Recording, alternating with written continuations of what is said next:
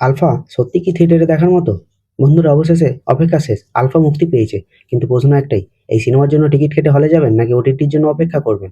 আজকের এই ভিডিওতে একদম স্পয়লার ছাড়া জানিয়ে দেবো সিনেমাটা কেমন হয়েছে এবং সাজেস্ট করবো আপনাদেরকে এই উইকেন্ডে আপনার ফ্যামিলি নিয়ে কি সিনেমাটা দেখতে যাওয়া ঠিক হবে নাকি অন্য কোনো সিনেমা টিকিট কাটবেন।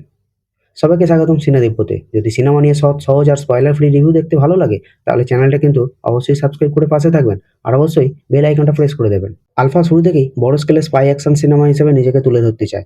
সিনেমার প্রোডাকশন ভ্যালু, লোকেশন আর অ্যাকশন সেট বেশ বড় এবং খুব ভালো অনুভূতি দেয়।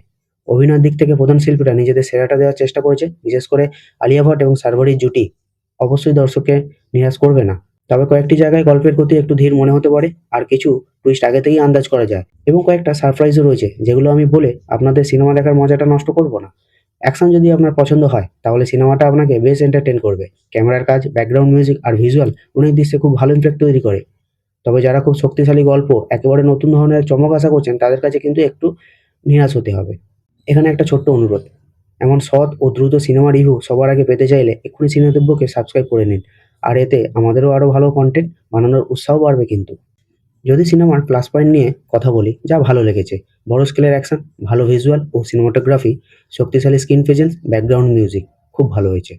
আর যা ভালো হতে পারতো সেটা হচ্ছে গল্পের গতি আর একটু ফাস্ট ফেড হলে ভালো হতো।